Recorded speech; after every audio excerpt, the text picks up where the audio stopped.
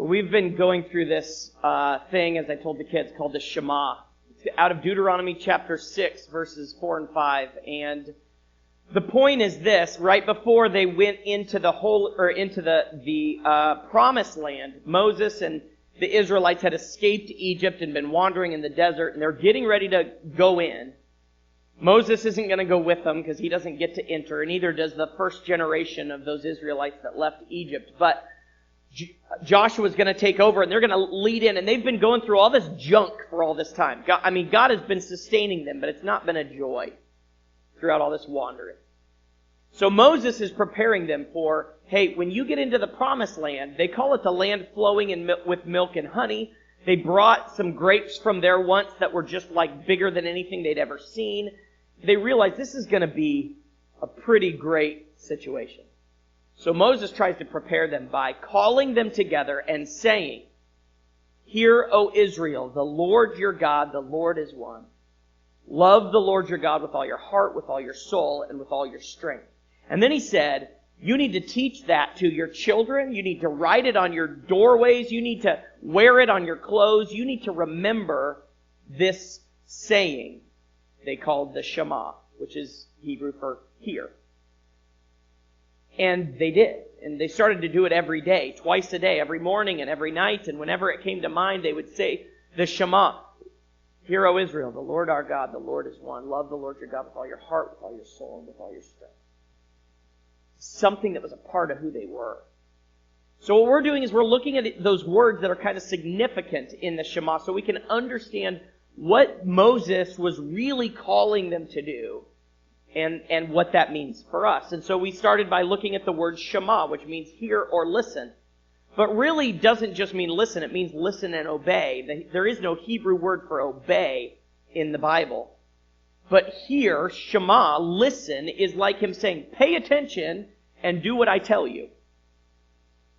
So we learned about listening to obey. Then we talked about the Lord, God, that he has a name.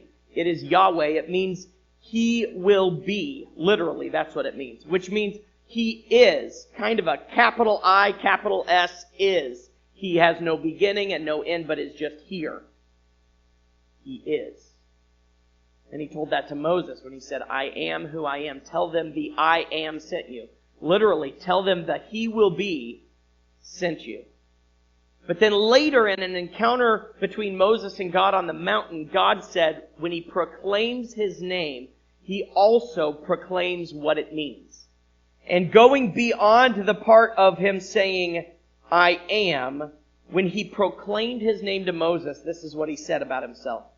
The Lord, the compassionate and gracious God, slow to anger, abounding in love and faithfulness, maintaining love to thousands, and forgiving wickedness, rebellion, and sin. Yet he does not leave the guilty unpunished. When he proclaims his name, he describes it. He says, I'm the compassionate one, slow to anger, abounding in love, and just. So his name means something. It's his character. It's who he is. And right in the middle of that is love. Now, we talk about love in the church. I grew up in the church, and pastors, one of the favorite things to talk about is the Greek words for love, because they're different than kind of English. You know, English with love, we have a tendency, we can love our spouse, we can love our parents, we can love our job, and we can love pizza, right? Like, it's all the same word, but it means completely different things, really. Well, in Greek, we find that there's multiple words, and so in the New Testament, there are different words that we just translate as love, but they mean different things. So like the Greek word agape is a word for love that is God's love, an unconditional love that we need his help to achieve. Phile love, like the word Philadelphia, is brotherly love. So when we love our brother or our friend, in Greek, the word for love is not agape, it's phile. Ere love, which is the root of the word erotic, so it's that romantic love that you might have for a spouse, is used in that place. And so we have all these different words, and I've heard a million times that preached on or taught where we talk about these different words so we understand that love in English kind of encompasses all these different meanings. Well, what about love in Hebrew? Because in the Shema, we see this word. The word in Hebrew is Ahavah. What does it mean when he calls us to love the Lord your God? Watch this. For thousands of years, every morning and evening, Jewish people have prayed these well-known words as a way of expressing their devotion to God. They're called the Shema. Hear, O Israel, the Lord is our God, the Lord is one. And as for you, you shall love the Lord your God with all of your heart, with all of your soul, and with all of your strength. We're going to look at the third key word in this prayer, how Israel is called to love their God. But what does that mean? Love is a very common word in most languages, as it is in ancient Hebrew. It's pronounced Ahavah. It most basically refers to the kind of affection or care that one person shows another. It sometimes describes physical affection, like the king of Persia's love for Queen Esther. But there are other Hebrew words that more specifically refer to physical desire or sex. Ahavah is more broad. So Abraham had Ahavah for his son Isaac, that's parental love. Jonathan showed Ahavah for his friend David, that would be brotherly love. In fact, a whole group of people can have Ahavah for their leader, like when the Israelites showed love for their King David. Ahavah can even describe loyalty between political allies, like Hiram, the king of Tyre, loved David. They had good relations, and so Hiram wanted to help David's son Solomon build the temple. These are all different kinds of affection described with the one word, Ahavah. Now, all of this is helpful for understanding God's Ahavah in the Old Testament. So in Deuteronomy, Moses told the Israelites, God showed affection for you. He chose you because of his Ahavah for you. So God doesn't love because the Israelites earned it or deserve it. It simply originates from God's own character. He loves because he loves. This is why Jeremiah can say that God's love is everlasting. It has no end because it has no beginning. God's love just is an eternal fact of the universe. And God's love is not a duty, it's a genuine feeling, an affection that God experiences. This is why the prophet Hosea compares God's love for his people to a husband's ahavah for his wife, or to a parent showing ahavah for their child. It's one of the strongest things that God feels. But that doesn't mean that God's love is just a feeling. God's love is also in action. It's something God chooses to do. Like when Moses says, because of God's ahavah for your ancestors, he brought you out of Egypt with great power.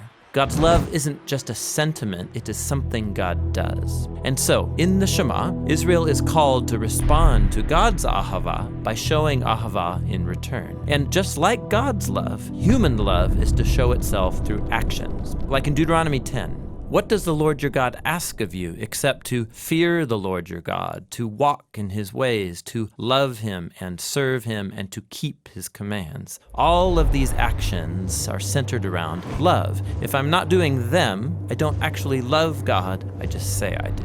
Which leads to one last thing. In the Old Testament, I show my love for God by how I treat the people around me. In Deuteronomy, we read that God defends the cause of the fatherless and the widow, and he shows ahavah for the immigrants among you, giving them food and clothing, and so you also show ahavah for the immigrant. So the people are to imitate God's ahavah by showing ahavah for others. This is the idea underneath the famous line, you shall ahavah your neighbor as yourself. And so at the end of the day, all of this is rooted in God's own eternal ahavah. Like we read in the New Testament letter of 1 John, we love because God first loved us. And that's the Hebrew word ahavah.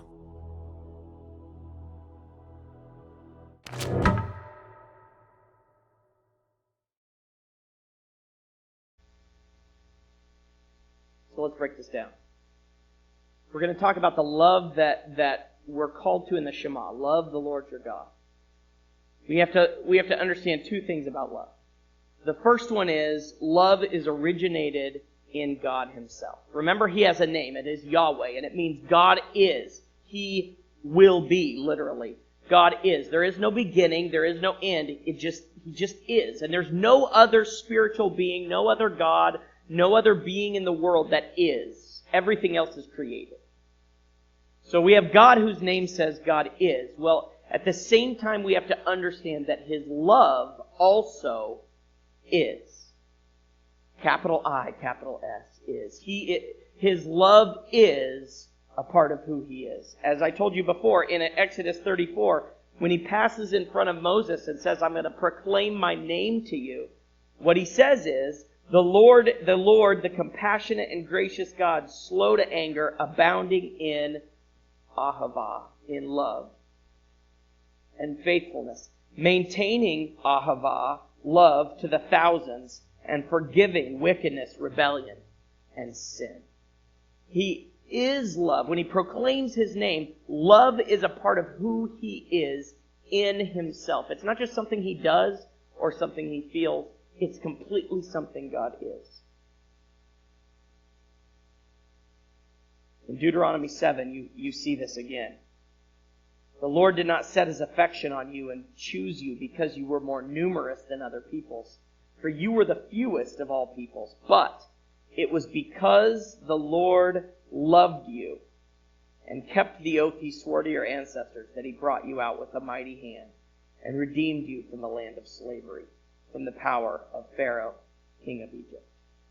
We're reminded in Exodus that it wasn't because the Hebrew people were better than anybody else, or because they did anything better, or because of any kind of thing that they earned. It was just simply because of God's love that he had for them, that he did loving things for them.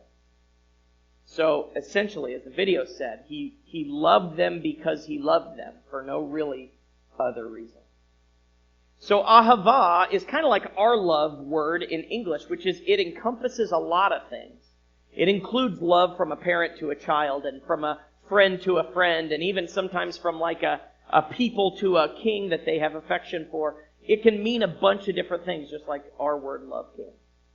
But essentially it comes from a part of who God is in his character. God is love. Now the second piece of that, it's originated by God. But it's not just his feeling towards us, it is an action towards his creation. God's love is action. He doesn't just feel love towards his people, he does good for his people. They said it this way in the video. And so in the Shema, Israel is called to respond to God's Ahavah by showing Ahavah in return. And just like God's love, human love is to show itself through action.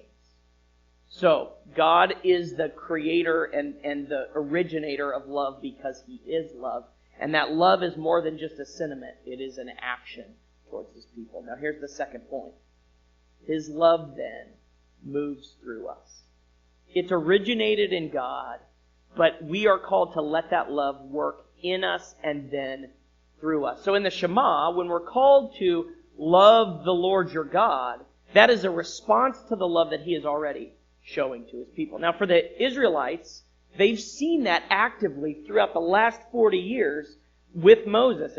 As they've been wandering, they were rescued out of Egypt with crazy, miraculous plagues and all this nutso stuff. And then they got to the Red Sea and he parted it, and we saw these crazy miracles, and then God provided food every day for them to eat and water for them to drink, and even a pillar of fire to guide their way. Like all along, God has been with them. So they see his love in action.